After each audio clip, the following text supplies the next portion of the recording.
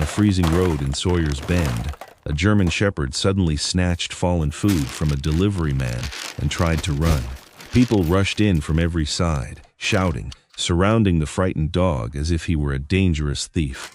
But veteran Emmett Rourke saw something different in the dog's eyes. Fear, urgency, and a desperate reason no one understood. Instead of letting the crowd punish him, Emmett stepped forward and begged them to let the dog go. When the dog picked up the food again and looked back toward the snowy woods, Emmett decided to follow. What he found inside a cold, silent house broke his heart. The dog had been stealing food to save his elderly owner before it was too late. Stay with this story. Tell us where you're watching from, and don't forget to like, share, and subscribe to support the channel. By late afternoon, Sawyer's Bend had begun to disappear under snow. It did not fall in gentle flakes anymore, not the kind tourists like to photograph against wreaths and warm windows, but in thick white sheets that erased fence lines, softened truck tracks, and made every familiar road feel like it belonged to another country. Emmett Rourke drove home from the sawmill with both hands steady on the wheel of his old gray pickup, the heater coughing against the cold and the wipers dragging half-frozen arcs across the windshield. He was 50 years old, tall and broad-shouldered, with the controlled posture of a man who had spent too much of his life being watched by danger. His rugged face, cut in hard angles by age and winter light, carried a strong jaw, light wrinkles around the eyes and forehead, and a calmness that often made strangers mistake him for unfeeling. His blue-gray eyes were cold only on the surface. Beneath them lived things he had never learned how to say. He wore his usual worn olive-green canvas jacket over a dark plain t-shirt, dark jeans, old brown leather boots, and a scratched wristwatch that had survived more years than some men he had known. The sawdust on his sleeves still smelled faintly of pine. He had planned to go straight home, stack another row of firewood, eat something simple from a can, and let the storm close over the town without asking anything from him. That was what winter evenings had become for Emmett: quiet, useful, survivable. Then he saw the crowd outside Meacham's grocery. At first it looked like one of those small-town gatherings that formed around inconvenience. A stalled truck, a fallen branch, a delivery crate tipped open in the snow, but as he slowed near the curb, the shape of it changed. People were standing too tightly. Shoulders were raised. A woman had one hand over her mouth. Someone shouted, "Hold him!" Another voice answered, high and strained, "I am holding him." Then came a sound Emmett knew too well, not from battlefields exactly, but from any living thing trapped between fear and pain, the harsh, panicked pull of breath. He parked crookedly near the hardware store, killed the engine, and stepped into the snow. The cold hit his face hard, carrying the smell of exhaust, wet wool, and meat from the grocery's open doorway. Boots scraped on ice as the crowd shifted. Near the entrance, under the yellow blur of the store sign, a large German shepherd stood half-crouched in the snow with a catchline looped around his neck. Not a wild dog, not some snarling creature out of the woods. A real dog, powerful and terrified, silver sable coat darkened by wet snow, white fur at his chest, one ear standing and the other bending slightly at the tip. His amber eyes flashed from face to face, not with rage but with desperate calculation. A torn paper bag lay near his front paws. One loaf of bread had rolled out and split against the ice. A package of sliced ham, half crushed under someone's boot, leaked pink water into the snow. At the other end of the line stood Milo Brenner, Sawyer's Bend's part-time animal control officer, a lanky man in a tan work jacket with an orange knit cap pulled too low over his forehead. Milo's gloved hands were locked around the pole, but his expression was not cruel. It was frightened. Frightened of the dog, frightened of the people behind him, frightened of being the man who lost control in front of half the town. "Don't crowd him," Emmett said before anyone had even turned to look at him. His voice was low, but it cut through the shouting because it did not compete with it. The crowd parted a few inches. Hank Meacham, the grocery owner, swung around from the doorway. Hank was built like a man who had spent 30 years unloading his own trucks, short and thick through the chest, his red face made redder by cold and anger. A pencil was still tucked behind one ear, and his brown apron was dusted with flour from the store's baking shelf. "Emmett, don't start," Hank snapped. "That dog has been stealing from me for 2 weeks." "He bite anyone?" Emmett asked. Hank's mouth tightened. Not yet. The words moved through the crowd the way sparks move through dry grass. Not yet. A woman near the steps said, "He almost knocked me down Sunday." Another man added, "Took sausage right off my porch." Someone else said, "He's been getting into delivery crates behind Jeanette's place." Hank pointed at the bread and ham. This afternoon he came right up to the side door while Will was bringing in stock. Grabbed that like he owned it.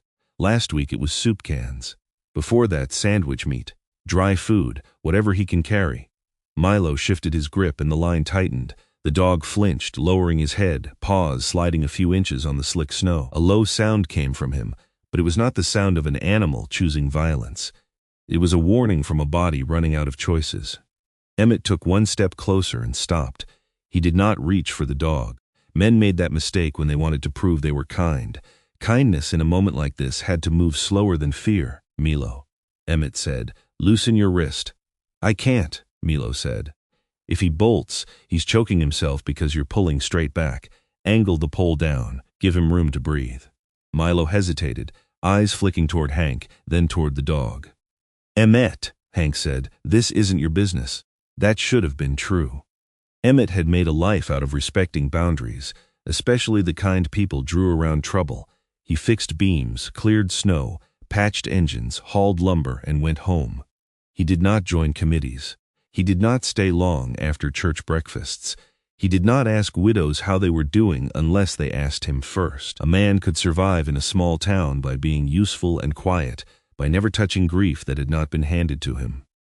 But the dog turned his head then, just enough for the store light to catch his face, and recognition struck Emmett with a force that made the noise around him fall away. He knew that dog. Not well, not by touch, not by name spoken at his own door, but by memory built from small winter sightings.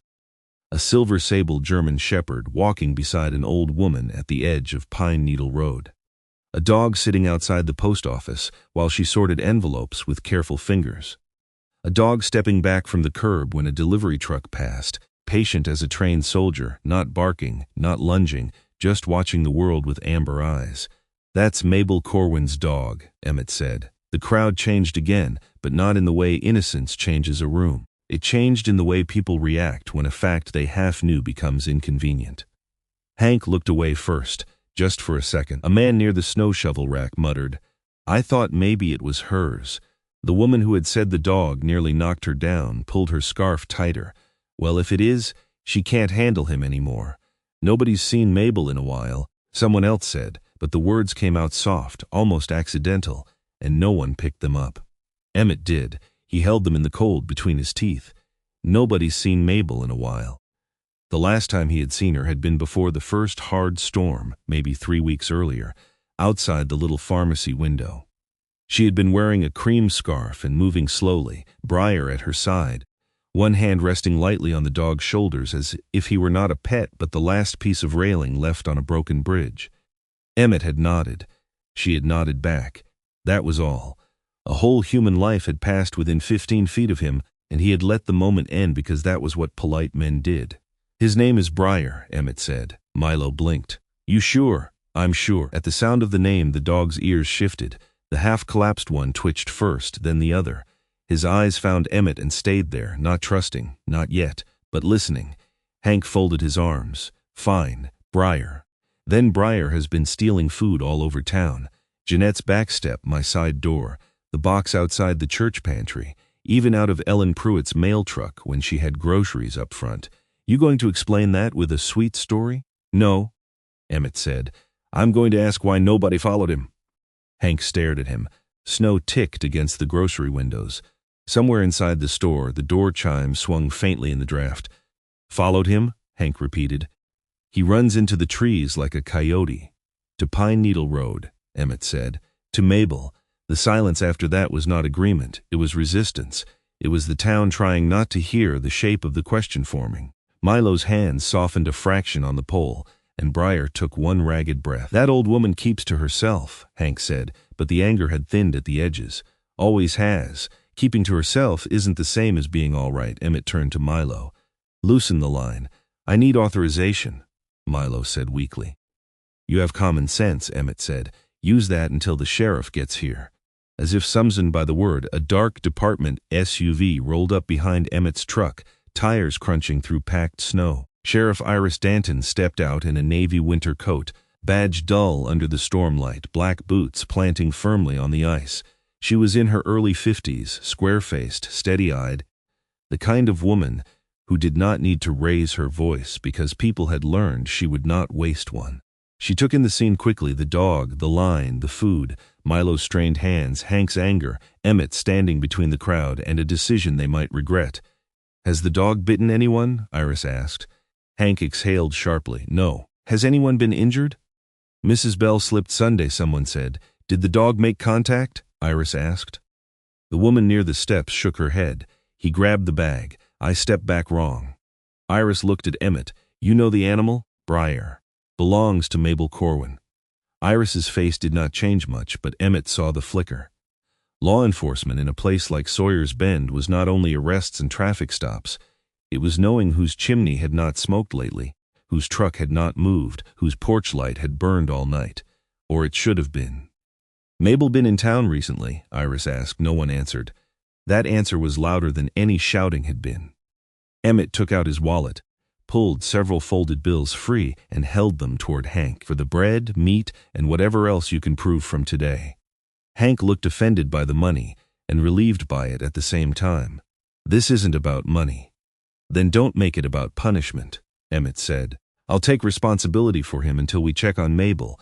Hank's jaw worked. "And if he runs—" "He won't," Emmett said, though he did not know it for certain. He only knew what he saw, a dog at the end of fear, still holding himself back from harm. Iris nodded once to Milo. Slowly. Milo swallowed and lowered the pole. The loop slackened around Briar's neck. For 1/10 second, everyone prepared for the worst. Briar could have lunged. He could have bolted into the white street, vanished between trucks, proven every fearful voice right.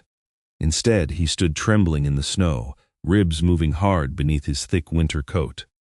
Then he lowered his head, picked up the torn bag of bread in his mouth with astonishing care, and looked at Emmett. The amber eyes were not wild now. They were exhausted, pleading. Ashamed in a way no animal should ever have to look ashamed for being loyal. Briar turned from the grocery store toward the dark opening of Pine Needle Road beyond town, where the trees leaned under snow and the evening had already gone blue. He took 3 steps, stopped, and looked back. Emmett felt something old and painful shift inside him, a memory of another winter.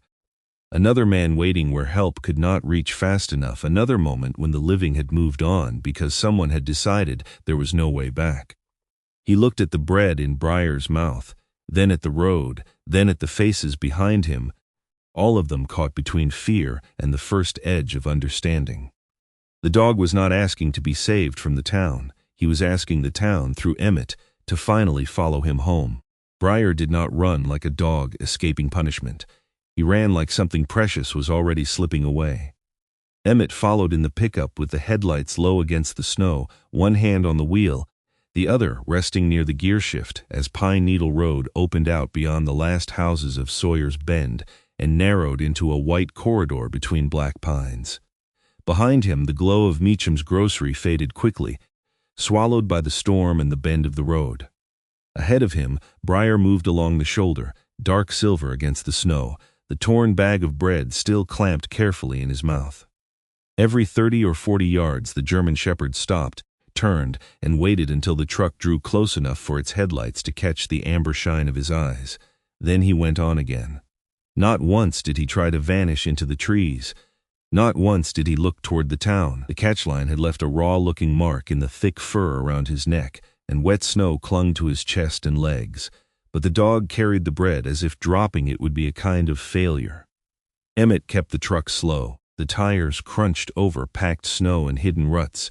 More than once, the rear end slipped toward the ditch before he corrected it with the quiet precision of a man who had driven worse roads under worse skies. Still, something about this road unsettled him more than ice or darkness. Pine Needle Road was not far from town by distance, but winter had a way of turning a mile into a warning. The plow had made one pass days ago, maybe more, but wind had erased most of the work. Mailboxes leaned from the roadside like tired sentries. One was buried almost to the red flag. Another had its door hanging open, snow filling the metal mouth where letters should have been. When Emmett passed the old bend where the summer cottages began, he saw no fresh tire marks, no boot tracks, no sign that anyone had come this way recently except a dog going back and forth until habit had carved a shallow path along the snowbank. He slowed near Mabel Corwin's mailbox without meaning to. Her name was still painted on the side in faded blue letters, half hidden beneath ice. Corwin. The post was crooked. Snow had drifted high around it, and a small stack of mail bulged inside, edges damp, forgotten by weather or by procedure. Emmett felt a faint pressure behind his ribs, not yet guilt, not yet fear, something earlier than both. A warning from the part of him trained to notice what ordinary life taught people to ignore. No smoke above the trees. No fresh tracks in the driveways, no lamp glow ahead. Briar stopped where the road dipped, looked back again, and made a muffled sound around the bread. Emmett pressed on. As the truck climbed the last rise, pieces of the last 2 weeks began arranging themselves in his mind, not as memories exactly, but as things he had heard and dismissed because they had come wrapped in ordinary complaints. Jeanette Rowe at the diner, wiping her hands on her pale blue apron, saying some big shepherd had been barking outside the back door 3 nights in a row, not mean, just stubborn, wouldn't leave until she tossed out day-old rolls. She had laughed then, tired but fond, and said maybe the dog liked her biscuits better than Hank's. Ellen Pruitt, the rural mail carrier, standing in line at the hardware store with a red scarf tucked under her postal coat, telling Iris that a dog had chased her truck near Pine Needle Road, then cut in front of her and barked toward the trees like he had lost his mind. Hank himself had said the same dog scratched at the grocery's side door before he started taking food, but Hank had said it with anger, as if hunger were the only language a dog could speak. At the time, none of it had joined together. It had been weather talk, nuisance talk, the kind of small-town fragments people exchanged between coffee refills and fuel receipts. Now those fragments became a map. Briar had not begun by stealing. He had begun by asking. He had barked at the diner, followed the mail truck, scratched at the grocery door, stood in human paths, and tried to pull human eyes toward the road no one wanted to drive in a storm. And when no one followed, when every door gave him scraps but no answer, he had learned the one thing that still worked: carry food home. Emmett's jaw tightened. The old truck rolled past a stand of pines heavy with snow, and there, at the end of the road, Mabel's house appeared. It was smaller than he remembered, or maybe winter had pressed it down. The cabin sat back from the road under a roof burdened with white, its porch sagging slightly. At one corner, the windows filmed with frost from the inside and crusted ice from the outside. No smoke came from the chimney, no porch light burned. The narrow path to the door had been broken by paw prints, not boots. Briar bolted up the steps, dropped the bread against the threshold, and began clawing at the door with sudden, frantic force. Not the scratching of a dog wanting inside for warmth, a pounding, a plea. Emmett was out of the truck before the engine fully settled. Easy, he said, though he was no longer sure whether he was talking to Briar or himself. The front latch was rimmed in ice. He knocked once, hard enough to carry through the wood. "Mrs. Corwin? Mabel? It's Emmett Rourke." Nothing answered. Briar struck the door with both front paws and looked back at him. And whatever caution remained in Emmett gave way to training. He took the small pry bar from behind the truck seat, chipped ice from the latch, and forced the swollen door open just enough for cold interior air to spill out. It was worse than the weather outside. A house without heat in winter had a particular silence, not peaceful. Abandoned by warmth, the smell inside was old wood, stale cloth, and something faintly sour beneath it. Sickness left too long in a closed room. Emmett stepped in, shoulders turning sideways through the narrow gap, and Briar pushed past him at once. The dog did not go to a food bowl. He did not run to a blanket or a stove. He went straight to the sitting room and dropped beside the worn armchair near the cold hearth. Mabel Corwin lay on the floor beside it, partly wrapped in a thin quilt that had slipped from her shoulders. She was smaller than Emmett remembered, gray hair loose around her face, skin pale as candle wax, lips dry and cracked. One hand rested near Briar's empty bowl, fingers curled as if she had reached for it and forgotten why. For a second, Emmett did not move. Not because he did not know what to do, but because the sight entered him in a place older than thought. A person alone on a floor, a body waiting, a delay measured not in minutes but in all the time someone could have come and did not.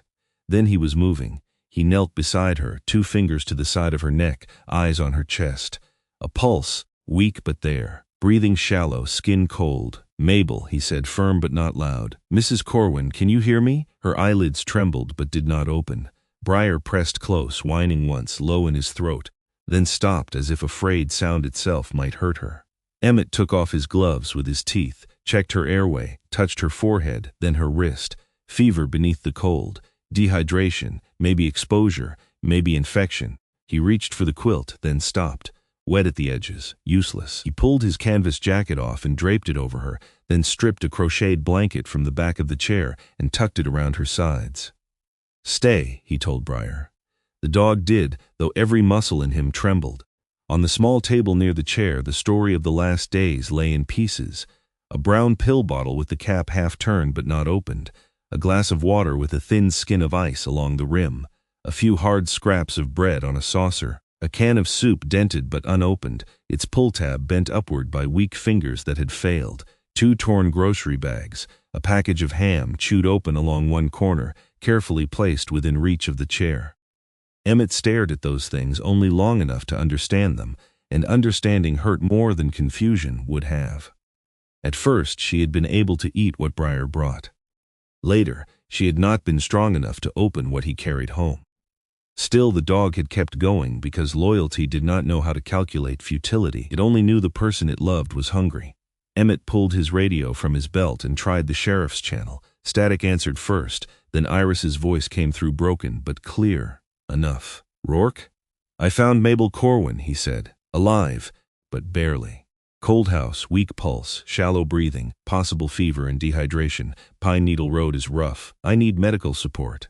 Iris's voice changed at once, flattening into command. "Can you move her?" "Not until I stabilize her a little. Ambulance can't get past Miller's Cut. Tree down and black ice on the slope. I'm calling Ruth." Ruth Larkin came on the radio 3 minutes later, breathless, practical, and entirely awake despite the storm. Emmett knew her by sight more than friendship, a community nurse in a green parka who had spent decades walking into houses where pride had outlasted health. Her voice carried no panic. That helped. "Emmett, is she responsive?" "Barely. Pulse weak. Skin cold, but she's running heat under it. Lips dry. House is freezing. Get her off the floor if you can do it without dropping her pressure too hard. Small sips only if she wakes enough to swallow. No forcing. Warm the room around her, not direct heat on cold skin. Check for confusion if she opens her eyes." "Copy. Iris is bringing me as far as she can. If the ambulance can't reach the house, you'll need to transport her to your place. You've got heat and generator." "Yes.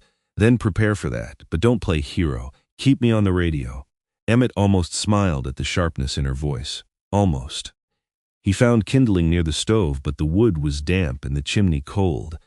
He did not waste time fighting it. Instead, he filled a towel with warm water from a thermos in his truck, dampened Mabel's lips, then waited until her eyelids moved again. "Mabel," he said. "It's Emmett. Briar brought me." At the dog's name, something changed in her face. Her eyes opened a fraction, unfocused blue behind fever. "Briar," she breathed. The dog rose and pressed his muzzle against her hand. Her fingers moved weakly into his fur. "Don't," she whispered, voice breaking around the single word. Emmett leaned closer. "Don't what?"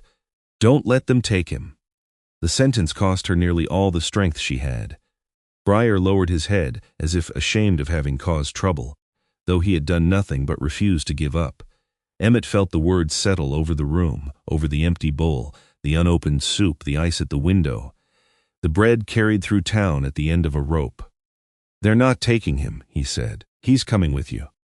Outside, a horn sounded once from the road. Iris's SUV fighting its way through the storm with Ruth inside. Emmett slid one arm beneath Mabel's shoulders and one beneath her knees, careful of how light she felt. Careful of how easily a life could become something a man could carry if enough people stopped holding it up. Briar picked up the torn bread bag again and followed so closely that his shoulder brushed Emmett's leg all the way to the door. Emmett Rourke's farmhouse stood at the edge of Sawyer's Bend, where the last plowed road gave up, and the woods began taking back the land. In daylight it looked practical rather than welcoming. White clapboard worn by weather, a low porch braced against snow, a woodpile stacked with military neatness beside the shed, and a narrow drive cleared just wide enough for one truck. At night, under a storm thick enough to erase the fields beyond the fence, the house looked less like a home than a post someone had refused to abandon. Emmett carried Mabel Corwin through the side door because the front steps iced over first, Briar pressing close at his leg, still holding what remained of the torn bread bag until Emmett nudged it away with his boot. "Inside," he said softly, and the dog obeyed, though his amber eyes never left the old woman in Emmett's arms. Mabel weighed too little. That was the thought Emmett could not keep from forming as he crossed the mudroom, past boots lined by size, tools hanging in order, coats on hooks, spaced evenly as if inspection might come in the morning. He had carried men before, some alive, some beyond help, and the body always told the truth before the mouth could. Mabel's truth was not only sickness, it was days of using less of herself so she would not need more from anyone else. He laid her in the spare bedroom, the one he never used, with a narrow iron bed, a wool blanket folded at the foot, and a small window facing the pines. The room smelled faintly of cedar and disuse.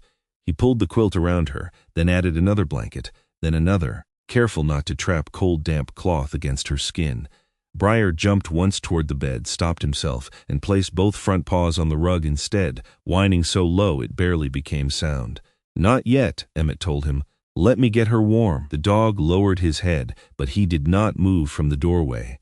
Emmett lit the wood stove in the main room, set a pot of water on, and opened a can of plain chicken broth because it was the gentlest thing he had. The farmhouse, which usually held only the noises of one man living carefully, began to fill with unfamiliar sounds. The crack of kindling, water shifting in a pot, a dog's claws clicking from bedroom to hallway, the thin, uneven breath of an old woman fighting her way back through fever. By the time Sheriff Iris Danton arrived with Ruth Larkin, snow had thickened again around the porch light. Iris came in first, stamping her boots once on the mat, not wasting words. Behind her, Ruth stepped inside carrying a brown leather medical bag that looked older than some of the houses in town. Ruth was 63, round-faced, silver curls flattened under a wool cap, cheeks reddened by the cold, eyes sharp enough to miss very little. People in Sawyer's Bend called her gentle until they were sick enough to learn better. Then they discovered she could be warm and impossible to argue with at the same time. "Bedroom?" she asked. Emmett pointed. Ruth washed her hands at the kitchen sink without asking permission, rolled up her sleeves, and went in. Briar followed until Iris quietly blocked him with one boot. "Give her room," Iris said. Briar looked at the sheriff, then at Emmett, then settled with visible reluctance outside the bedroom door. Ruth worked with efficient calm, taking Mabel's temperature, checking her pulse, listening to her lungs, pressing fingers lightly at the old woman's wrist and throat. "Dehydrated," she said. "Undernourished, chilled, but not frostbitten, fever. Breathing's rough on the right side. Could be a respiratory infection that got away from her." She glanced at the blankets. "Good you didn't put direct heat on her too fast." Emmett gave a small nod. Compliments never landed comfortably on him, especially when they came beside a person who should have been found sooner. Ruth read his face and did not soften her voice. "Don't start carrying the whole road on your back. That won't help her." "What will?" Iris asked from the doorway. "Fluids in small amounts, warmth, food if she can keep it down, monitoring through the night. If her breathing worsens or the fever climbs, we call the snowmobile rescue crew and get her to the clinic whether the road likes it or not. For now, moving her again may do more harm than good." Ruth looked around the spare room, then toward the stove glow beyond the hall. "This house is warm. He has a generator. He knows how to follow instructions. She stays here tonight." Iris accepted the decision with a short nod, but Emmett saw the crease between her brows. A sheriff in a small town measured danger in more than bodies. There would be phone calls by morning, questions, anger from Hank, rumors sharpening with each retelling. For now, Iris kept her voice low. "I'll notify dispatch and log it as emergency temporary care under medical guidance." "Good," Ruth said. "Make it sound official enough that fools think twice before interfering. Mabel stirred near midnight. Emmett was sitting in a chair beside the bed, a mug of broth cooling on the nightstand, while Ruth dozed upright in the main room, and Iris spoke quietly into her radio near the kitchen window. Briar lay at the foot of the bed now, allowed there after Ruth decided the dog's presence steadied the patient more than it complicated anything. Mabel's eyes opened slowly, pale blue and unfocused at first, moving around the unfamiliar room as panic gathered behind them. "Where?" she whispered. Emmett leaned forward. "My house, Emmett Rourke. Briar brought me to you." At the dog's name, her eyes filled before they truly focused. Briar rose at once and placed his muzzle near her hand, not on top of it, waiting for permission even now. Her fingers moved into the fur behind his half-bent ear. Only then did she seem to breathe.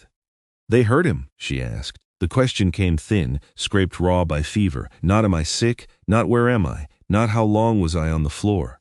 Emmett felt Ruth standing behind him before he heard her. "No one's taking him," Emmett said. Mabel's mouth trembled. "He was hungry," she whispered. "No," Emmett said gently. "You were." Shame moved over her face faster than pain.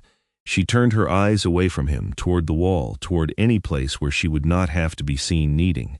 "I tried to stop him." Her voice broke into a cough, and Ruth stepped in with water, lifting her head just enough. When Mabel could speak again, the words came in fragments, not because she wanted to confess, but because fever lowered the walls pride had spent years building. The phone had gone dead after the first big wind. She had meant to call about it when the road cleared. The woodpile on the porch had run low, but she thought she could stretch it. She had broth somewhere, she said, then corrected herself. Maybe she had finished it. The pills were hard to open with her fingers stiff. Briar kept bringing things. At first she scolded him. Then she cried and ate the bread because he stood there watching her, as if her refusal would break him. "He shouldn't have," she whispered. "Good dogs don't steal." Ruth's face tightened. "Good dogs do what desperate love teaches them." Mabel closed her eyes. "Hank will hate him." "Hank hates losing inventory," Iris said from the doorway, not unkindly. "That's not the same thing. He'll say I let Briar run wild." "Did you?" Iris asked. Mabel opened her eyes, wounded by the question until she saw the sheriff was not accusing her. She was offering her a chance to answer plainly. "No," Mabel whispered. "I got sick." The simplicity of it silenced the room. Emmett looked down at his hands. He had seen men defend themselves with whole reports, diagrams, maps, timelines, and still fail to say anything that true. "I got sick." Behind that sentence lived the dead phone, the buried road, the unopened medicine, the pride that would rather shrink than ask. After a while, Mabel spoke again, softer. People were kind after the accident. She did not need to explain which accident. In Sawyer's Bend, loss became geography. Everyone knew the icy pass where her husband and grown son had died in a logging truck wreck 7 winters earlier. Jeanette brought soup. Hank sent coffee. Ellen left mail on the porch when I couldn't walk down. Iris checked the locks after dark. People came. She swallowed. "Then they stopped?" Emmett asked before he could make the question gentler. Mabel shook her head faintly. "I stopped first." A tear slid into the white hair near her temple. "I couldn't bear the way they looked at me, like I was a house after a fire, like every visit was them standing in the ashes trying to find something useful to say. So I said I was tired, then I said I preferred quiet. After a while they believed me. I was grateful for that." Briar shifted at the foot of the bed, ears low, as if he understood tone if not memory. Mabel's hand searched for him, and he rose again, placing his head beneath her fingers. "Only he didn't believe me," she said. Emmett turned toward the window. Outside, snow moved past the glass in pale streams. He thought of how easy it was to accept a closed door when opening it might require something of you. Respect, people called it. Privacy, giving space. Words decent enough to hide cowardice when a person did not want to risk being needed. He knew that kind of decency. He had lived inside it for years. Ruth brought broth, and this time Mabel managed 2 spoonfuls, then 3. Briar watched every swallow with an intensity that made Emmett's throat tighten. Only after Mabel took the 4th did the dog lower his head to the bowl Emmett had placed nearby. He ate slowly, not like a starving animal, though he must have been hungry, but like a guard finally allowed a short rest because the person he protected had taken breath enough to continue. Near 1 in the morning, Iris stepped outside to make another call. When she returned, snow dusted her shoulders and her mouth had settled into the line Emmett had seen on people before they delivered trouble. "Words moving," she said. Ruth muttered something unkind about telephones. Iris looked at Emmett. "Hank wants an official decision by morning. Says customers are afraid. Says the town can't ignore a dog taking food and frightening people just because there's a sad reason behind it." Mabel closed her eyes, and her hand tightened weakly in Briar's fur. "He's right," she whispered. "No," Emmett said. "He's partly right. That's different." Iris held his gaze. "There'll be a meeting at the community hall tomorrow if the road crews can keep Maine open." "About Briar," Ruth said. "About Briar," Iris answered. Then her voice lowered, losing some of the sheriff's formality. "And about Mabel, and Pine Needle Road, and why a dog had to make half the town uncomfortable before anyone asked who was missing." Emmett looked toward the spare bedroom, where an old woman lay beneath his blankets as if apologizing for taking up space, and a silver-sabled German shepherd kept watch with breadcrumbs still caught in the fur around his mouth. He thought the house had never felt less empty. He also thought emptiness once noticed became a responsibility. Iris moved toward the door, pausing beside him. "Get what rest you can," she said. "Tomorrow won't be simple." Emmett looked at Briar, then at Mabel's pale hand resting in the dog's coat. "It shouldn't be," he said. The community hall beside Sawyer's Bend Church had been built for potluck suppers, coat drives, winter bingo, and the kind of town meetings where people argued about plow routes as if civilization depended on which side street got cleared first. That morning, with snow pressed against the low basement windows and wind rattling the old panes above the radiator pipes, it felt less like a gathering place than a room where everyone had come to stand near something they did not want to touch. Wet coats hung from a rack near the stairs. Coffee sat cooling in a silver urn on a folding table, bitter and untouched. A line of metal chairs faced no official platform, only 3 pushed-together tables where Sheriff Iris Danton had laid a notepad, a thermos, and a yellow legal folder. Emmett Rourke arrived without Briar. That had been Iris's decision and Ruth's agreement. Bringing the dog would have turned every honest question into fear before it could become anything else. Emmett wore the same olive canvas jacket, now brushed clean of sawdust but still creased from the night before, and he stood near the back at first, watching the room fill. He recognized most faces. That was the trouble with small towns. A crowd was never only a crowd. It was the man who sharpened chainsaw blades at the hardware counter, the woman who left jars of jam at church bazaars, the mechanic who had pulled Emmett's truck out of a ditch 3 winters ago and never billed him. People could be decent in 1 hour and wrong in the next. He knew that better than he wanted to. Hank Meacham sat near the front with a clipboard on his knees, his red face set in hard lines, pencil tucked behind his ear as always.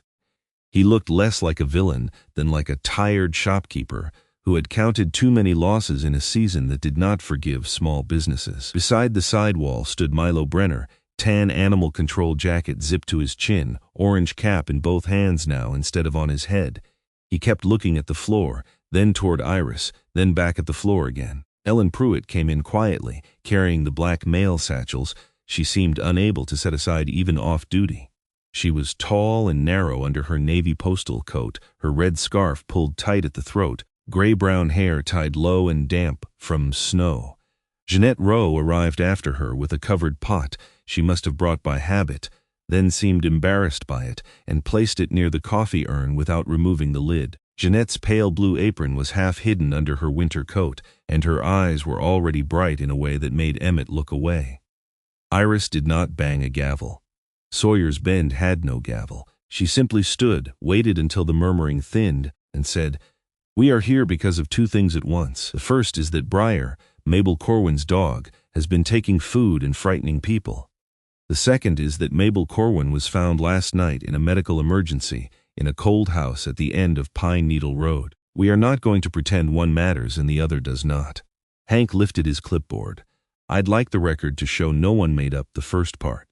"Then show it," Iris said. Hank stood heavily, and the room's attention shifted to him with relief because numbers were easier than guilt. He read from the list in a voice that tried to stay firm. 2 loaves of bread from the side delivery crate, 3 packages of sliced ham, 1 package of sausage from a customer's porch order, 4 cans of soup from a church pantry box, half a bag of dry dog food from behind the feed shelf, 1 grocery bag taken from Mrs. Bell's porch step, and yesterday's bread and meat outside the store. He did not exaggerate. He did not add blood that had not been spilled or teeth that had not touched skin. That honesty made his anger harder to dismiss. "I got customers who won't come in if there's a big shepherd loose," Hank said, lowering the paper. "I got vendors wanting payment whether half my stock walks off in a dog's mouth or not. I got a woman who slipped because he grabbed her bag.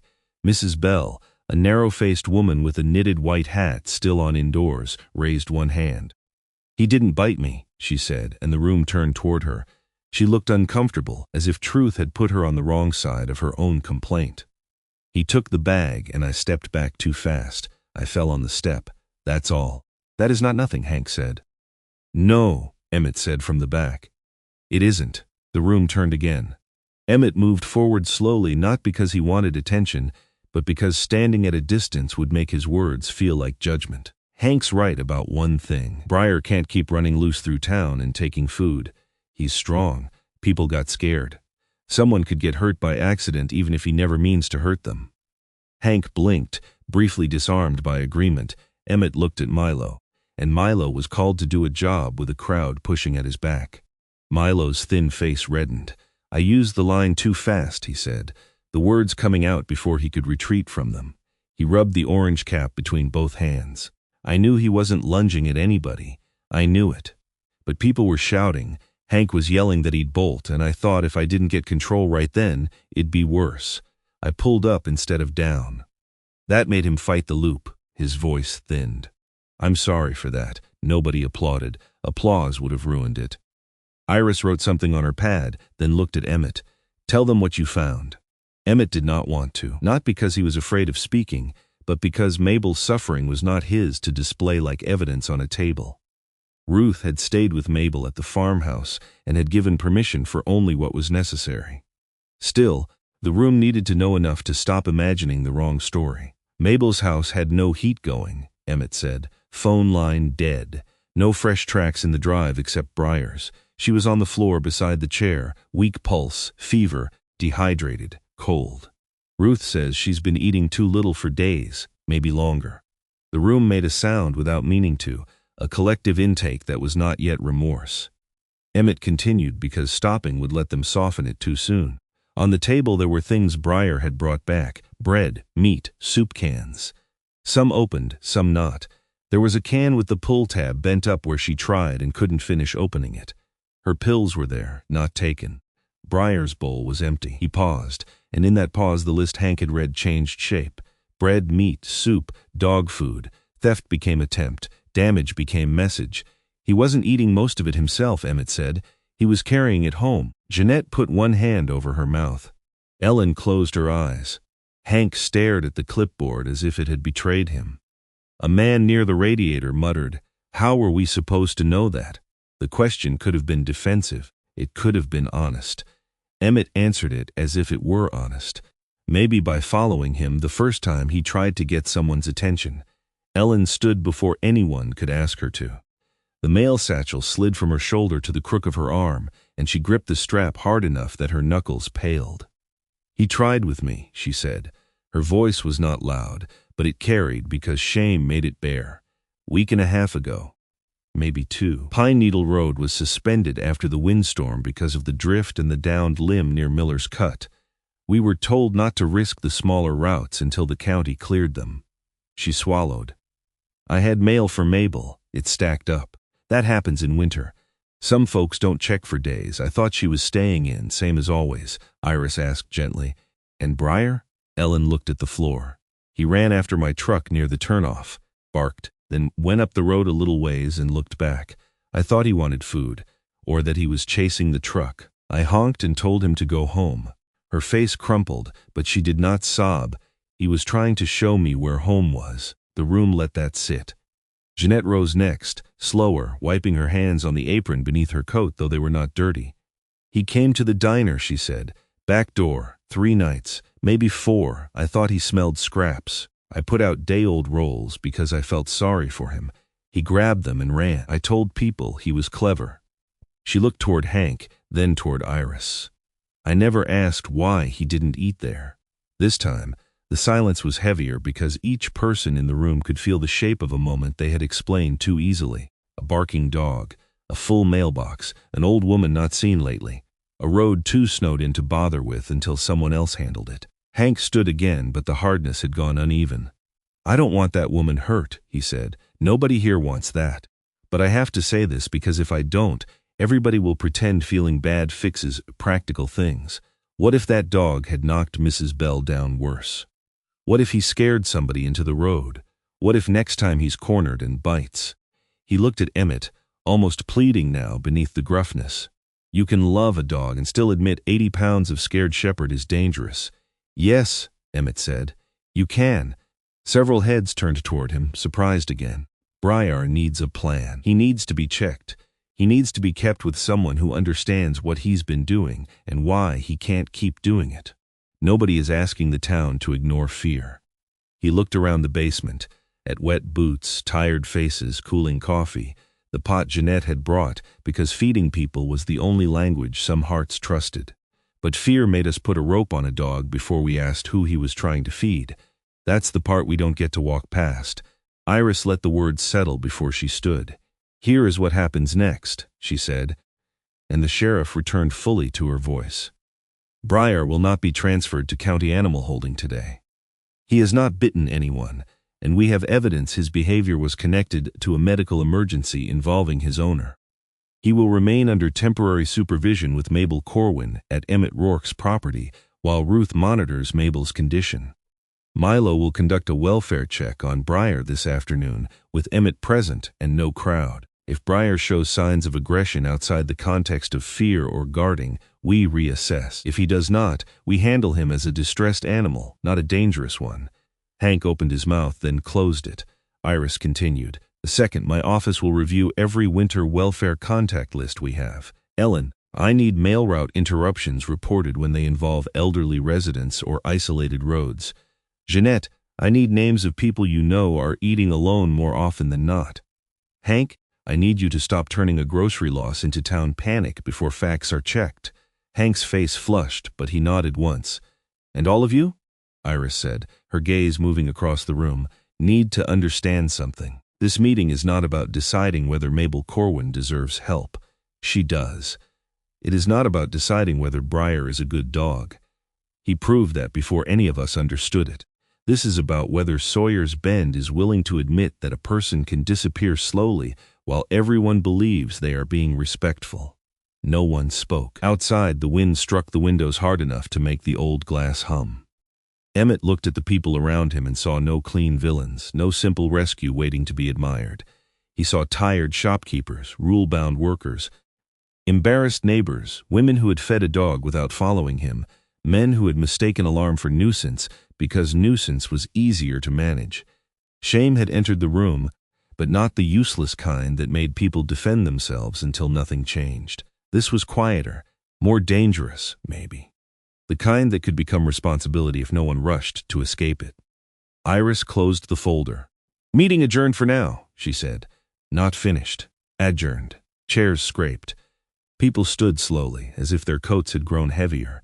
Hank folded his list and did not put it away. Jeanette lifted the lid on the pot she had brought, releasing the smell of chicken soup into the room, and for a moment no one moved toward it. Then Ellen took a bowl, hand still shaking, and carried it not to herself but to the table near the door, where someone had left a sign-up sheet for plow assistance. Emmett watched her write Mabel Corwin's name at the top. It was not forgiveness. It was not enough. But it was the first mark on a page that had been blank too long. By nightfall, the storm had stopped behaving like weather and started behaving like a living thing that wanted inside. It pressed against Emmett Rourke's farmhouse from every direction, throwing snow against the windows in hard white bursts, dragging loose branches along the siding, making the old roof beams answer with low, tired groans. The meeting at the community hall felt far away now, as if it had happened in another season, not that same morning. There had been voices there, chairs scraping, coffee cooling, people trying to name responsibility without making it sound like blame. Here there was only wind, the crackle of the wood stove, the weak yellow lamps running off the generator, and Mabel Corwin breathing unevenly in the spare room. The power had flickered out across most of Sawyer's Bend just after dusk. Emmett had expected it. He had stacked wood inside, checked the generator behind the shed twice, laid flashlights on the kitchen counter, and placed Ruth Larkin's handwritten instructions beside the bed. Fluids in small amounts, monitor fever, listen for worsening breathing, keep warm but not overheated, call if confusion deepens. Ruth had wanted to stay, but 2 other elderly patients needed checks before the roads closed completely, and she had left only after making Emmett repeat the warning signs back to her. "You're not proving anything by handling this alone," she had told him at the door. Emmett had nodded, because arguing with Ruth was like arguing with winter. It wasted strength and changed nothing. Now he sat beside Mabel's bed with his elbows on his knees, watching the rise and fall of her blanket. Briar lay on the rug between the bed and the door, his silver sable coat catching stove glow from the hallway, his half-bent ear twitching at every cough. The mark from the catchline had faded from angry red to a dull shadow beneath his thick neck fur, but Emmett could still see it when the dog lifted his head. He had cleaned the area gently after Milo's afternoon check, and Briar had allowed it, only because Mabel's hand rested on his shoulder the whole time. The dog had eaten a little after she took broth. Then he had returned to the doorway as if food were only a duty he could finish once the larger duty was secure. Near 9, Mabel began talking in her sleep. At first, the words were too soft for Emmett to understand. They fluttered under her breath like papers moved by a draft. Then her voice sharpened, thin with fever. "Ellie, don't take the pass tonight." Emmett lifted his head. Briar rose at once. Mabel's fingers moved over the blanket, searching for something that was not there. "Snow's too hard. Tell Daniel to wait until morning. Supper's nearly done." Her eyes opened but did not see the room. She looked past Emmett, past the iron bed frame, into a year that had never released her, her husband, her son, the icy pass, the accident that Sawyer's Bend spoke about in lowered voices, and then, over time, stopped speaking about it all. "Mabel," Emmett said gently, "you're safe, you're at my house. Briar's here." But the fever had moved her beyond directions. She tried to sit up, weak hands pushing at the blankets. "I didn't put enough wood in," she whispered, panic gathering. "Briar's outside. He'll freeze. I forgot him. He's not outside." Emmett reached to steady her shoulder. "He's right here." Mabel flinched at his touch, not violently, but with the fear of someone waking inside the wrong memory. No, I have to get up. He'll be waiting by the door. He always waits." Her breathing quickened. Emmett shifted into the tone he knew from field medicine, low and controlled. "Look at me. Breathe in, slow, in through your nose. You're warm, you're safe." It was the right voice for blood loss, shock, young soldiers with eyes too wide under helmet straps. It had brought men back from panic, because panic in those places could get more people killed. But Mabel was not on a battlefield, and her terror was not obeying the rules Emmett understood. She was not frightened of injury. She was frightened of having failed the last living creature that trusted her. "Briar," she gasped. "Please, he's outside." The dog made the decision before Emmett did. Briar stepped past the chair, placed his front paws carefully on the side of the mattress, and paused. He did not climb over her. He did not jostle the blankets. He lowered his great head until his muzzle rested in the open cup of Mabel's trembling hand. Her fingers closed around his fur as if they had found the edge of the world. The change in her came slowly, then all at once. Her breath hitched, held, and loosened. The panic did not vanish, but it found an anchor. "There," Emmett said, though he had done nothing worth claiming. "He's here." Mabel's eyes, still fever-bright, moved toward the dog. "Good boy," she whispered. "I'm sorry." Briar leaned only slightly into her hand, gentle beyond training. Gentle like a creature that had learned the weight of frailty by living beside it. Emmett sat back. The old discipline in him wanted to name the moment, file it somewhere useful. Patient calmed by familiar tactile stimulus, animal presence stabilizing confusion, but the truth was simpler and harder. The dog had reached a place in Mabel that Emmett could not. Command had failed, presence had not. For nearly an hour after that, the room settled. Mabel drifted into a lighter sleep, one hand still tangled in Briar's ruff. Emmett checked her temperature again, noted the number on Ruth's paper, coaxed 2 small sips of water between her lips, and adjusted the blankets. Outside, the storm kept hammering. The lamps dimmed once, recovered, dimmed again. Emmett stood in the hallway and listened. The generator behind the shed had a rhythm he knew well, a steady working pulse beneath the storm. Tonight that pulse sounded uneven, not wrong enough to alarm a person who did not live by listening to machines, but different. He stepped toward the kitchen window and looked out. Snow blew so thick across the yard that the shed existed only in brief pieces when the porch light caught it. Briar lifted his head from the bedroom.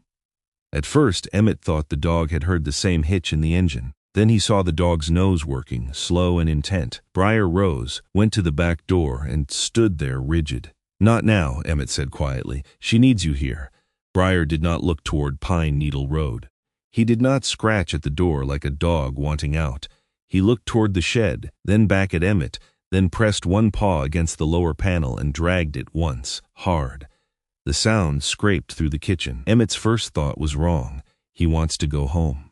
The second thought came with the faintest thread of smell, something the storm should have torn apart but had not. Smoke. Not wood smoke from the stove, not the clean mineral smell of cold iron, but exhaust pushed where it did not belong. Emmett grabbed his coat from the peg and opened the door. Wind slammed snow into his chest. Briar slipped out beside him, not running for the road, but angling straight toward the shed behind the woodpile. "Stay back," Emmett ordered, and this time Briar obeyed only halfway, keeping a few yards between them, head low, tail steady. The generator's sound grew clearer outside, a choked, laboring cough beneath the storm. Emmett rounded the shed and saw it at once. Snow had drifted high against the back wall, packed by wind around the exhaust outlet. Ice had crusted over the lower edge, narrowing the opening until hot fumes had nowhere clean to go. Another hour, maybe less, and exhaust could have built up along the sheltered side, pushed toward the mudroom vents, maybe seeped inside where a fevered woman and an exhausted dog slept, trusting the house to stay alive around them. Emmett shut the generator down, and the sudden drop into darkness felt complete. Only the beam of his flashlight cut across the blowing snow. He worked fast, gloved hands digging, shovel biting into packed drift, breath rough in his throat. He cleared the outlet, chipped ice from the metal guard, checked the pipe, waited for the fumes to dissipate, then restarted the machine and listened until the rhythm steadied into something he trusted again. Briar stood nearby, snow gathering across his back, watching not the machine but Emmett. "You smelled it," Emmett said, his voice nearly lost in the wind. Briar blinked. He had not solved a technical problem. He had not understood carbon monoxide or exhaust flow, or the cruel little ways winter turned useful things dangerous. He had smelled what did not belong. He had heard the machine change. He had done what he had been doing for days. Insisted someone pay attention. When the generator was safe, Emmett leaned the shovel against the shed and sat down hard on the overturned chopping block beside the woodpile. The cold came up through his jeans at once. He should have gone inside. Mabel needed watching. Ruth's paper needed updating. The house needed him upright. Instead, for a few seconds, he let the storm hit him. Briar came closer and stood at his side, shoulder brushing Emmett's knee. Snow spotted the dog's muzzle. The faint mark at his neck showed when he turned. Emmett looked at it and felt a door inside him open that he had kept barred so long he had mistaken it for a wall. "There was a man," he said. The word surprised him. Briar remained still, not like Mabel, not helpless. Older than most of us, though, Sergeant Walsh. 58, maybe. Said the army kept trying to retire him and he kept refusing because young fools needed someone around who knew when to duck. The wind roared along the shed roof. Emmett stared at the white yard without seeing it. "We took fire outside a village that wasn't on any map anyone cared about. He was hit bad. We got pinned. I had 4 men I could move and 1 I couldn't. If I went back, I might lose all 5. That's what the report said later. Operational constraints. No viable recovery under active fire. His mouth twisted around the old clean language. It was true, every word of it. Briar shifted, leaning a little more firmly against him. Emmett's hand lowered without thought to the dog's back. The fur was cold on top, warm beneath.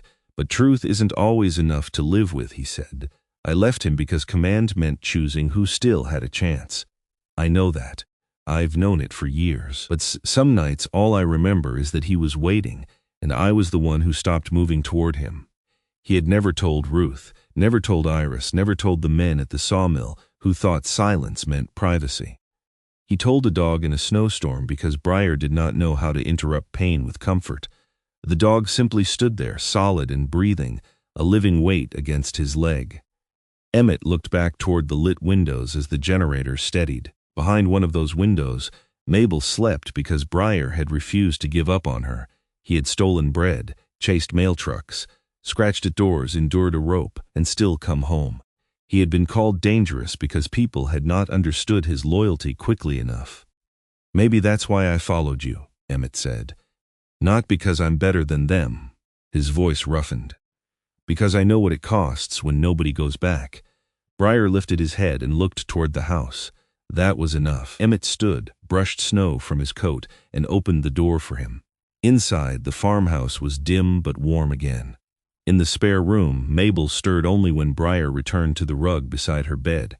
Her hand, searching in sleep, found the fur at his neck. Emmett stood in the doorway and watched until her breathing settled. Outside, the storm kept trying to bury every track. Inside, for one more night, no one was left alone. By morning, the storm had loosened its grip on Sawyer's Bend, but it had not let the town go cleanly. Snow lay heavy on roofs and porch rails, packed high against parked trucks, folded over fences until yards blended into the road. The sky had lifted from black to a dull pewter gray, and the wind had fallen into short, bitter gusts that shook powder from the pines. Plows crawled along Main Street with their yellow lights turning slowly through the haze, carving narrow lanes between white banks. People came out carefully, not because the day was safe, but because winter in Maine taught them that waiting for safe could mean waiting until April. By 8 o'clock, the story had already changed shape twice. Some said Briar had saved Emmett's house from filling with smoke. Some said the dog had known the generator was failing. One man outside the hardware store called him a hero loud enough for 3 people to hear, and the word traveled with the same ease as the word thief had the day before. Emmett heard it when he stopped for fuel and disliked it almost as much. A hero was easier for a town to live with than a warning. A hero let people clap, smile, and move on. Briar had not needed applause. He had needed someone to listen before the rope came out. Emmett stood beside the fuel pump in his olive canvas jacket, watching his breath fade in the cold, and felt the old anger rise in him without a clear target. Sawyer's Bend had not become cruel overnight. That was the trouble. Cruelty would have been simpler. The town had become busy, careful, practical, embarrassed by grief, respectful of closed doors, and frightened of inconvenience until a dog had been forced to make himself impossible to ignore. When he returned home, Ruth Larkin was at the kitchen table with Mabel's temperature chart, a mug of coffee, and the expression of a woman who had already decided what everyone else would eventually agree to. Mabel sat wrapped in a blanket near the stove, pale but awake, her silver hair combed back loosely by Ruth's firm hands.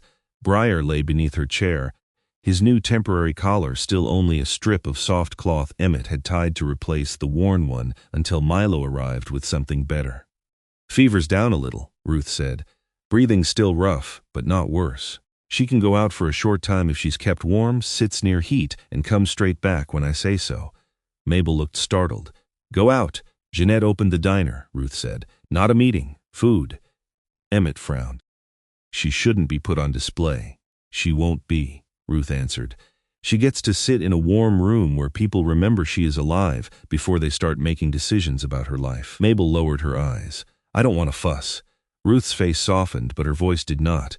"Then don't let them make one. Eat soup. Let the dog sleep at your feet. That will be enough." Iris Danton came by half an hour later. Boots wet to the knee, navy coat dusted with road salt, the lines around her mouth deeper from too little sleep. She had already spoken with County Animal Services. "No transfer order," she told Emmett. "Not while Briar remains under supervision and no aggression is documented. Milo will do a welfare check, not a seizure. I'll put that in writing." Then she looked toward Mabel. "But we need a plan people can understand. Fear fills empty spaces fast." Mabel nodded as if fear were something she had hosted in her own house for years. Jeanette Rowe's diner sat between the barber shop and the old feed office, a narrow brick place with fogged windows and a hand-painted sign that read Rowe Kitchen in faded blue letters. It usually smelled of bacon grease, coffee, and cinnamon rolls. That morning it smelled of chicken soup, wet wool, and hesitation. Jeanette had pushed 3 tables together near the stove, but had not decorated them, or put out flowers, or tried to turn the gathering into a celebration. She knew better than that.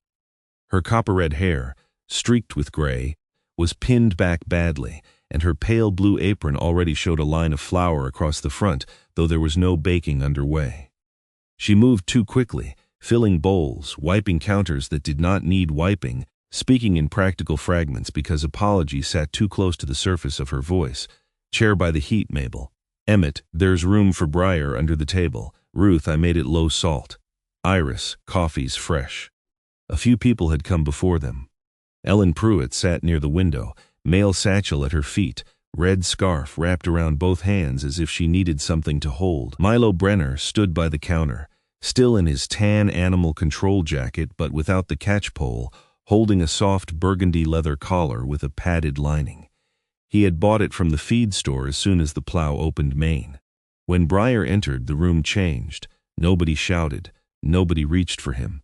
But 2 men near the door leaned back a little, and Mrs. Bell, the woman who had slipped on her porch, moved her foot under her chair. Briar noticed. His ears lowered, but he did not growl.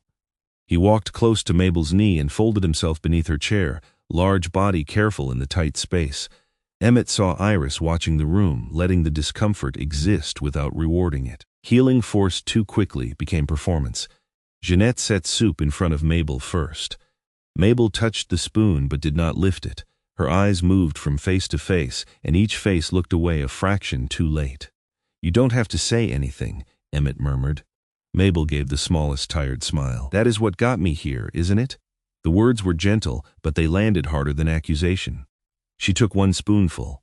Briar lifted his head at once. She took another. Only then did he rest his muzzle again on his paws. Milo approached slowly, holding the new collar in both hands, not as a tool but as an offering. Mrs. Corwin, he said, voice awkward, I brought this. It's padded. No chain, no loop, just a collar. If you don't want it, I can leave it. Mabel looked at the burgundy leather, then at Briar's neck where the faint mark from the line still hid under fur. Will it hurt him? No, Mom. Milo swallowed. I'll let Emmett put it on. That mattered. He knew it mattered. Emmett knelt, let Briar smell the collar, then fastened it gently while Mabel's hand rested between the dog's ears. The brass tag from Briar's old collar had been cleaned and moved over. Briar M. Corwin. For the first time since the grocery store, the name was clear. The bell above the diner door jingled, and Hank Meacham came in late, carrying a cardboard box against his hip. His flannel coat was dusted with snow, apron missing for once, pencil still behind his ear because some habits survived shame. Conversation thinned. Hank saw it happen and almost turned around. Instead, he walked to the end of the table and set the box down. Inside were dry soup packets, oats, canned vegetables, crackers, tea, and 2 bags of dog food. Store's not a charity, he said, too gruffly. Can't be. Bills don't care about feelings. No one answered. Hank looked at Mabel, then at Briar, then back at the box because the box was easier. But I can make a shelf. Take now, pay later if you can. No questions at the counter. Folks put in what they want. Folks take what they need. I'll keep track of what I can afford. His face reddened, and I didn't know you were hungry. Mabel's hand tightened around the spoon. I didn't want anyone to know. That sentence quieted the room more completely than any confession could have. It did not excuse them. It did not excuse her. It simply opened the space between 2 failures. A town that had not looked closely enough, and a lonely woman who had hidden need until only a dog could see it. Ellen wiped at her eyes with the edge of her scarf. Jeanette turned toward the stove, but not before Emmett saw her mouth tremble. Ruth, practical as mercy itself, took a napkin and began writing names. We are not calling it a week list, she said. People won't answer the door if they think they're on a week list.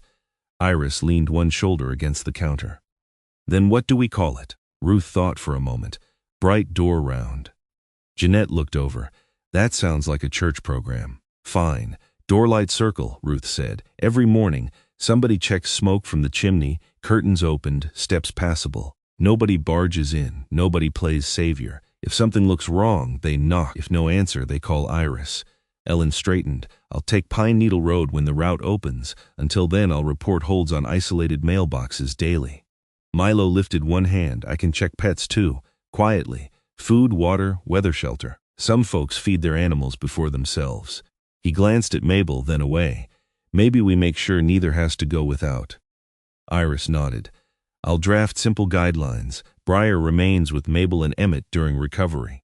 Milo checks him weekly for now. No dangerous designation without documented aggression. No crowd responses.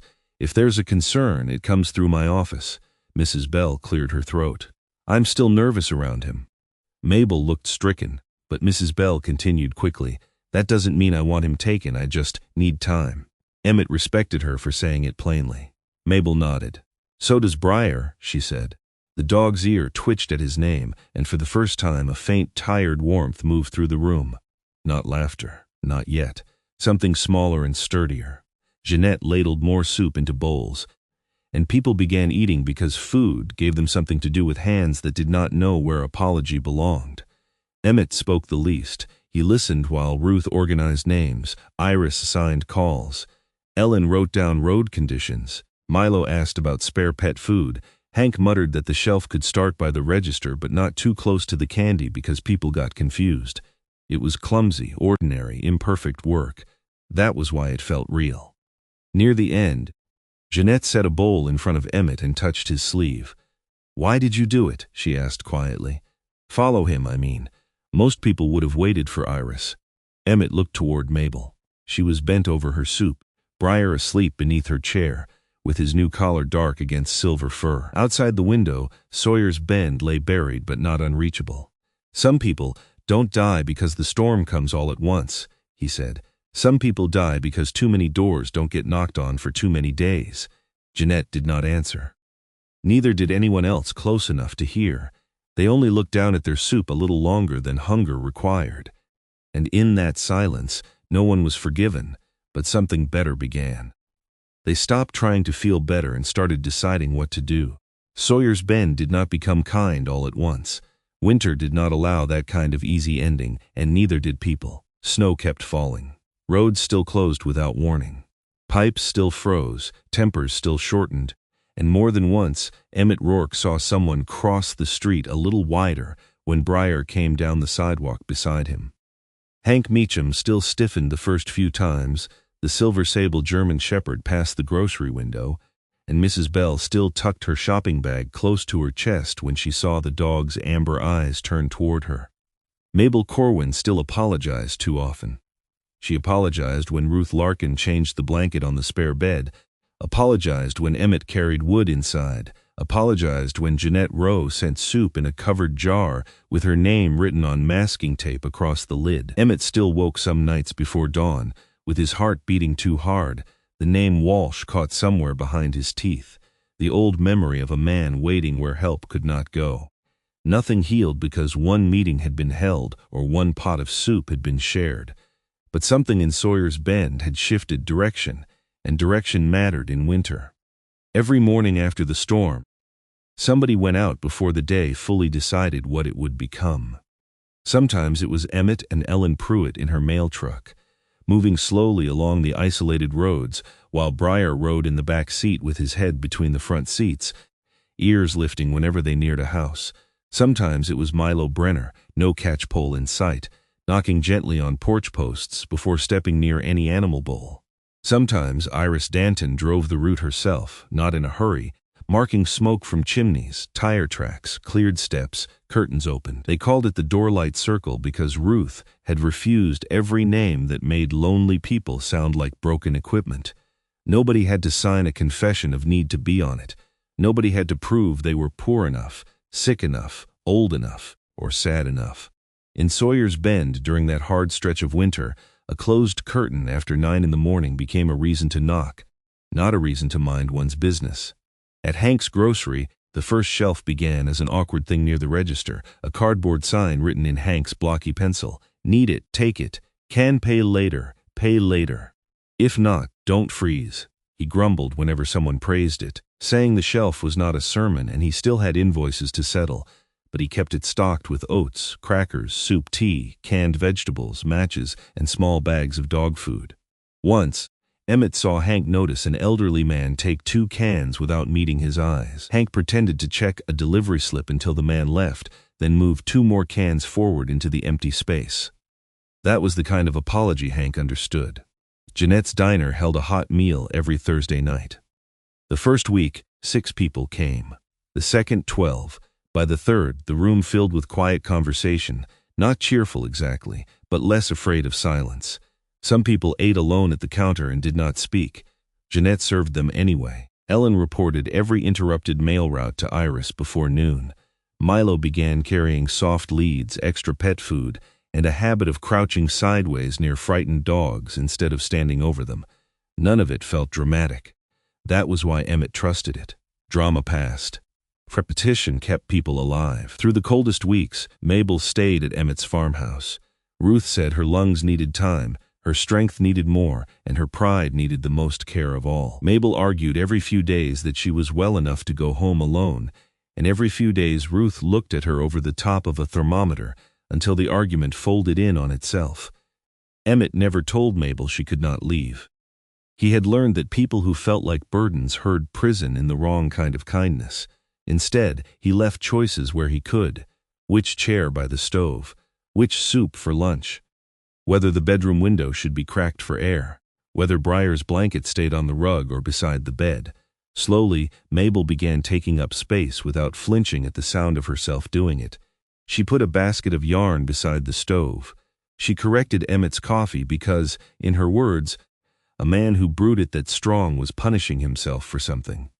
She began talking about Eli and Daniel, not only as names attached to an accident, but as men who had once made a house loud. Eli, her husband, had sung badly while fixing the roof and believed every meal improved if eaten near a window. Daniel, her son, had whistled while shoveling snow, never the same tune twice, and once got the logging truck stuck in spring mud so deep the whole road crew came out to laugh before pulling him free. The first time Mabel told that story, she cried halfway through. The second time, she laughed before the tears came. Emmett learned not to rescue her from either. He listened. That was harder than action. Action had edges. Listening had no clear end. Briar adjusted in his own way. He no longer had to carry food through snow, but the memory remained in him like an old command. Whenever a paper bag crinkled, his head lifted. If someone moved too quickly near Mabel's chair, he stood between without growling, just present enough to remind the room that trust was still being rebuilt. At night, he slept near her door, but sometimes, near dawn, Emmett found him in the hallway between Mabel's room and the back door, as if part of him still believed he might need to choose which life to guard first. Emmett would sit beside him on the cold floor, one hand on the dog's ruff, saying nothing. Not all wounds needed language every time they ached. By late February, Ruth allowed Mabel to visit her own house for an afternoon. Visit, Ruth said firmly, not move back, not prove anything, not reorganize your life in one heroic burst. Visit. Mabel wore her old brown wool coat over a lavender sweater, cream scarf tucked around her neck, cheeks thin but colored by the stove heat she had left behind. Emmett drove slowly up Pine Needle Road with Briar in the back and Iris behind them in her SUV. Ellen followed with a sack of held mail, Milo with a small box of pet supplies, Jeanette with jars of soup wrapped in towels, and Hank last, because he claimed he was only bringing inventory that had been paid for by miscellaneous town guilt, though nobody had asked. The road looked different in daylight now, not less remote but less forgotten. Fresh plow cuts marked the edges, boot tracks crossed driveways. A narrow post near the turnoff held a reflective marker Iris had installed so storms would not erase the road so easily. Mabel's cabin still sat under snow at the end, small and weathered beneath the pines, but smoke rose from the chimney because Emmett had gone ahead that morning to light the stove. For a moment, Mabel remained in the truck, one hand on Briar's collar.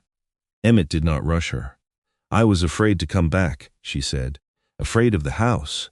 Afraid it would still feel like nobody heard him." Briar leaned forward and touched his nose to her ear. She closed her eyes, then opened the door. No one flooded the house. They entered slowly, carrying what they had brought, Split wood stacked by the stove, batteries placed in a drawer, lanterns set on the shelf, soup in the icebox, dog food in a sealed bin, mail sorted without comment. Milo hung a small brass bell beside the front door, low enough for Mabel to reach without stepping onto the icy porch. "If you need help," he said, then stopped because he heard how wrong that sounded, as if help depended on crisis. He corrected himself. "Even if you just want someone to know you're awake." Mabel touched the bell with one finger. It gave a bright, fragile sound. Iris added, "We won't wait for the bell every time." That was the promise that mattered. Hank set a fresh loaf of bread on the kitchen table. It was not in a bag, not hidden, not clutched in a frightened dog's mouth.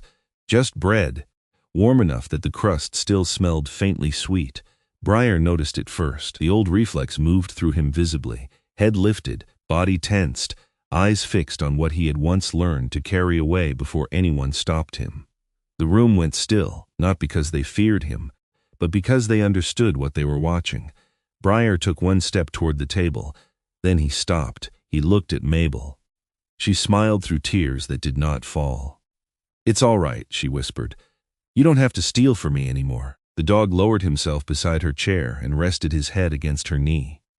Mabel broke off a piece of bread and gave it to him first. He took it gently, not as a thief, not as a hero, simply as a dog loved by the person he had refused to abandon. She broke another piece and handed it to Emmett. Outside the window, snow began again, soft at first, filling Pine Needle Road with the same white hush that had hidden everything before. But this time there was fire in the stove, soup in the kitchen, tracks in the yard, and voices moving carefully through the rooms. Emmett stood near the door, watching Mabel's hand rest on Briar's head, watching Hank pretend to fix a crooked shelf, watching Jeanette wipe her eyes with her apron when no one had spilled anything. He understood then that loyalty was sometimes mistaken for trouble because it kept doing what people should have done sooner. Briar had not needed a medal. He had not needed the town to call him brave. The reward for a faithful heart was quieter and far greater, to be believed before the next storm came. Sometimes healing does not arrive all at once. Sometimes it comes quietly, through a small bowl on a porch, a life that needs our kindness, or a door we finally choose to open again. Evan thought he was saving Mira and her puppies, but in the end, they reminded him that love is not weakened when we share it. It grows, it travels, and it finds its way back home. In our own lives, we may never know how much one simple act of mercy can mean to someone who is cold, tired, afraid, or forgotten. So when kindness is placed in front of us, may we have the courage to answer it. If this story touched your heart, please share your thoughts in the comments. Tell us what part moved you most, and consider subscribing for more stories of loyalty, healing, and hope. May God bless your home with warmth, guide your heart with compassion, and remind you that even the smallest kindness can become a miracle.